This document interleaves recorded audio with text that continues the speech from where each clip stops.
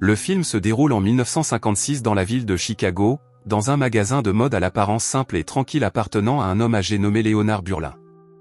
Monsieur Leonard n'est en réalité pas originaire des États-Unis, mais est un citoyen britannique qui s'est installé aux États-Unis il y a quelques années. Auparavant, Monsieur Leonard avait travaillé pendant plusieurs années dans le meilleur magasin de mode du monde, situé dans la ville de Londres.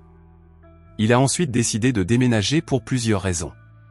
Après s'être installé à Chicago, Leonard a ouvert son propre magasin de mode et a embauché une belle femme nommée Mabel Shawn comme assistante. Tous les vêtements du magasin de Leonard sont très connus à Chicago et plusieurs familles aisées de la ville ont choisi son magasin comme leur magasin de confiance. L'une des familles qui sont des clients réguliers de son magasin est la famille Boyle. La famille Boyle est connue pour être l'un des groupes mafieux les plus influents et les plus puissants de la ville de Chicago. Les Boyle se rendaient souvent dans la boutique de Monsieur Leonard pour commander des vêtements ou simplement pour envoyer des lettres à leurs correspondants via la boîte aux lettres de la boutique. Monsieur Leonard a délibérément mis une boîte aux lettres à disposition dans sa boutique afin que les clients puissent y déposer des pourboires ou des messages à l'intention de la ville. Ce soir-là, le fils unique de la famille Boyle, Richie Boyle, se rendit au magasin de Monsieur Leonard pour récupérer les lettres envoyées par leurs correspondants.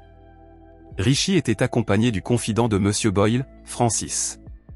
Monsieur Leonard ne semblait pas perturbé par leur arrivée et n'était pas curieux de savoir ce que contenaient les lettres destinées aux Boyle, mais il était occupé à faire son travail de tailleur. Dans l'une des lettres, Francis trouve un message envoyé par une organisation mafieuse appelée The Outfit. Richie demande alors à Monsieur Leonard de quitter la pièce pendant un moment, car il considère que cette lettre est plutôt privée et confidentielle. Dans le hall, Mabel montre à Monsieur Leonard un cadeau en forme de boule à neige. Mabel dit que le cadeau a été envoyé par une de ses connaissances. Après le départ de Richie et Francis, Monsieur Leonard raconte à Mabel qu'un homme qui travaille dans la boutique d'horlogerie voisine de leur magasin a demandé à Monsieur Leonard de lui présenter Mabel. Mais Mabel n'est pas intéressée par l'invitation car elle est déjà en couple. Après la fermeture du magasin, Mabel rentre chez elle tandis que Monsieur Leonard décide de rester encore un peu car il a encore du travail à faire. Tard dans la nuit, Monsieur Leonard s'endort profondément à son bureau et rêve du passé de sa famille et des flammes. Peu après, Monsieur Leonard se réveille en entendant quelqu'un ouvrir la porte du magasin. Il s'avère que ce sont Mabel et Richie, qui se sont rencontrés par hasard à cet endroit pour passer du temps ensemble. Cela signifie que les conjectures de Monsieur Leonard sur la relation amoureuse entre Mabel et Richie se sont avérées correctes. Cette nuit-là, Richie parle à Mabel de son frère adoptif, Francis. Francis pensait qu'il y avait un traître dans leur famille qui divulguait secrètement des informations au groupe mafieux rival appelé La Fontaine. Richie n'aimait pas beaucoup Francis parce que son père, Roy Boyle, lui faisait toujours confiance et comptait davantage sur lui que sur son propre fils biologique. Richie n'avait jamais considéré Francis comme son frère ou comme un membre de sa famille, car il n'était qu'un inconnu qui avait sauvé son père de 6 balles. Alors qu'il écoutait toutes les conversations entre Richie et Mabel, Monsieur Leonard a accidentellement fait tomber un objet de sa main, produisant un bruit qui les a fait sursauter. Cependant, Monsieur Leonard réussit à retourner rapidement à son bureau et à faire semblant de dormir. Après cela, Mabel emmena Richie hors du magasin, car elle ne voulait pas réveiller Monsieur Leonard et perturber son sommeil. Quelques jours plus tard, Richie et Francis retournèrent au magasin de Leonard pour récupérer le courrier, comme ils le faisaient chaque semaine. Ce soir-là, Francis et Richie trouvèrent à nouveau une enveloppe envoyée par le groupe mafieux The Outfit contenant une lettre et une cassette. Après cela, Francis et Richie quittèrent le magasin de Monsieur Leonard pour rapporter l'affaire à Monsieur Roy. Le soir même, Francis et Richie retournèrent en courant au magasin de Monsieur Leonard. Francis emmena Richie, blessé par une balle dans l'estomac, dans l'arrière-boutique où travaillait Monsieur Leonard. Plus tard, Francis contacta Monsieur Roy pour lui dire que Richie et lui avaient été attaqués par le groupe mafieux La Fontaine et qu'ils se cachaient dans la boutique de Leonard. Monsieur Roy répondit qu'il viendrait bientôt les chercher. Après cela, Francis demanda à Monsieur Leonard de recoudre la blessure sur le corps de Richie afin d'arrêter l'hémorragie. Après avoir suturé avec succès la blessure de Richie, Monsieur Leonard réussit enfin à arrêter l'hémorragie. Pendant ce temps, Francis prit la cassette qui se trouvait dans la valise et demanda à Monsieur Leonard de s'occuper de Richie pendant un moment. Malgré cela, Francis insista pour que Richie reste plus longtemps, car le magasin de Leonard était le seul endroit sûr pour le moment. Francis dut partir immédiatement car il devait trouver un lecteur de cassette pour pouvoir écouter le contenu de la bande. Il soupçonnait qu'il y avait un traître dans la famille Boyle qui collaborait avec le FBI et qui avait installé un micro dans l'un des endroits que les Boyle fréquentaient habituellement. Quelques instants après le départ de Francis, Richie reprit enfin connaissance. Monsieur Léonard a déclaré avoir appris par Francis l'histoire des cassettes et du traître dans la famille Boyle. Monsieur Léonard a ensuite demandé à Richie s'il soupçonnait quelqu'un dans leur famille d'être un traître. Monsieur Léonard a ensuite déclaré que le traître pouvait être quelqu'un proche de la famille Boyle, mais qui ne faisait pas partie de la famille Boyle. Quelques instants plus tard, Francis est revenu au magasin de Léonard. Avant que Francis ne rencontre Richie, Monsieur Léonard avait chuchoté à Francis que Richie le soupçonnait d'être un traître, et Richie avait ouvert la mallette qu'il avait laissée là auparavant. Cela signifie que Monsieur Léonard joue entre Richie et Francis pour les rendre méfiants l'un envers l'autre. Richie, influencé par les paroles précédentes de Monsieur Léonard, a commencé à interroger Francis et lui a demandé pourquoi, parmi les nombreux coups de feu tirés par les hommes de la Fountain, lui seul avait été touché alors que Francis n'avait subi aucune blessure. Francis a répondu qu'il avait simplement eu de la chance cette nuit-là.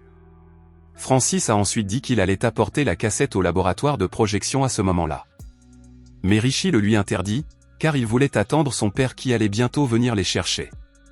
La situation entre Richie et Francis devint si tendue que les deux hommes commencèrent à se disputer la cassette. Finalement, lorsque Richie et Francis se rendirent compte que la mallette était vide, ils pointèrent immédiatement leurs armes l'un contre l'autre. Richie a tiré un coup de feu, mais a manqué sa cible, tandis que le coup de Francis a touché Richie au cou et l'a tué. Francis a immédiatement cherché la cassette que Richie était censé cacher. Peu après, Monsieur Roy et ses hommes sont arrivés au magasin de Monsieur Léonard. Il paniqua légèrement et demanda immédiatement à Monsieur Léonard de cacher le corps de Richie et de gagner du temps afin qu'il puisse nettoyer le sol des taches de sang de Richie. Lorsque Monsieur Roy entra dans le magasin, le sol était propre et Francis avait eu suffisamment de temps pour inventer un mensonge sur le sort de Richie. Francis expliqua alors que Richie était parti avec une cassette de l'outfit sans lui dire où il allait. Monsieur Roy demanda alors à Francis d'aller immédiatement chercher Richie et de le ramener. Monsieur Roy attendit pendant qu'il parlait à Monsieur Léonard. Il a dit qu'il existe actuellement la plus grande organisation mafieuse au monde, appelée The Outfit, qui dispose de réseaux dans plusieurs pays d'Europe et d'Amérique. Monsieur Roy a ensuite expliqué que la famille Boyle avait reçu une offre de l'organisation pour devenir leur allié. En effet, la famille Boyle est le seul groupe mafieux qui ose combattre la Fountain. C'est pourquoi The Outfit les a aidés en leur envoyant l'enregistrement des écoutes téléphoniques du FBI afin qu'ils puissent découvrir qui était le traître dans la famille Boyle.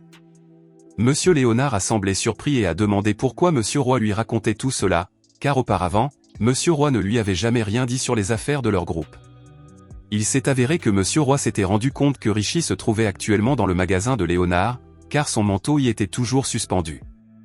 Monsieur Roy menace Monsieur Léonard avec un pistolet pour le faire parler et savoir ce qui s'est réellement passé. Mais avant qu'il n'ait pu expliquer quoi que ce soit, Francis est soudainement entré dans la pièce emportant Mable. Monsieur Léonard, qui craignait que Mable ne soit tué par Francis, expliqua alors que Richie était gêné parce que Francis avait réussi à tirer sur 4 hommes de la Fountain alors que lui n'avait tiré sur personne. Richie avait donc décidé de retourner chez la Fountain pour tirer sur les hommes de la Fountain afin de prouver sa valeur à Roy. Monsieur Léonard expliqua également pourquoi il ne lui en avait pas parlé plus tôt, Richie lui avait interdit d'en parler à Monsieur Roy afin de ne pas l'inquiéter. Monsieur Roy demanda alors à Richie pourquoi Francis avait amené Mable. Francis expliqua que Richie était probablement allé chez Mable parce qu'elle était sa petite amie. En entendant cela, Monsieur Roy demanda à Mable où se trouvait Richie à ce moment-là, mais Mable admit ne rien savoir de son emplacement. Peu après, le téléphone sonna et Monsieur Léonard répondit immédiatement. Monsieur Léonard dit que l'appel venait de Richie, qui prétendait s'être caché chez la Fountain et demandait à être récupéré au numéro 31 de la rue. En entendant cela, Monsieur Roy et ses hommes se précipitèrent pour aller chercher Richie. Francis choisit de rester et dit qu'il veillerait sur Monsieur Léonard et Mable au cas où il leur aurait menti. Plus tard, Monsieur Léonard expliqua qu'il avait délibérément donné cette adresse afin que le groupe de la Fountain puisse attaquer Monsieur Roy et ses hommes. De plus, Monsieur Léonard expliqua également que Mable était la traîtresse qu'ils avaient recherchée pendant tout ce temps. Après avoir établi une relation spéciale avec Richie, Mable avait de nombreuses occasions de recueillir des informations sur la famille Boyle et de les divulguer à la Fountain en échange d'argent. Mable sait que Francis finira par le découvrir, elle demande donc l'aide du FBI pour intercepter et arrêter toute la famille Boyle. De cette façon, Mable serait en sécurité car le FBI se débarrasserait des Boyle. Tous les plans de Mable sont connus de Monsieur Léonard, qui les a délibérément laissés se dérouler car Mable souhaite vraiment gagner beaucoup d'argent pour voyager à travers le monde. c'est également Monsieur Léonard qui a caché les bandes pour protéger Mable.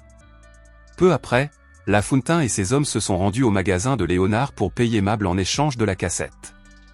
Malheureusement, Mable et Monsieur Léonard ont trahi Francis et ont informé Lafountain de l'endroit où il se trouvait. En conséquence, Francis est mort après avoir été abattu à plusieurs reprises par les hommes de Lafountain. Après le départ de Lafountain et de ses hommes, Monsieur Léonard a dit à Mable que c'était lui qui avait chargé la cassette et l'avait mise dans la boîte aux lettres au nom de l'organisation The Outfit afin de la remettre à la famille Boile. Il a fait tout cela pour créer une fracture entre les Boile, et la cassette qui avait été remise à Lafountain auparavant était fausse, car il l'avait remplacée par un enregistrement de sa propre voix. La bande originale est toujours en possession de Monsieur Léonard, qui l'a délibérément conservée afin que Mable puisse la remettre au FBI, afin que celui-ci puisse se débarrasser du groupe mafieux de la famille Boyle ainsi que du groupe de Lafountain. Monsieur Léonard a ensuite dit à Mable de voyager à travers le monde avec l'argent qu'elle venait de recevoir. Cette nuit-là, Monsieur Léonard a fait ses valises, puis a mis le feu à son magasin pour détruire toutes les preuves. Mais apparemment, Francis, qui était encore en vie, s'est soudainement levé et a tiré sur Monsieur Léonard. Heureusement, la balle a manqué sa cible et ne lui a blessé que le bras. Monsieur Léonard a alors expliqué à Francis qui il était réellement. Dans le passé, il avait été un mafieux tout comme Francis, mais après avoir quitté son patron et déménagé à Londres, les hommes de son patron avaient réussi à trouver sa résidence et avaient tué sa famille dans un incendie. Il déménagea donc à Chicago pour commencer une nouvelle vie et devenir une meilleure personne. Le film se termine par une scène où Monsieur Léonard quitte son magasin à Chicago pour vivre une vie meilleure.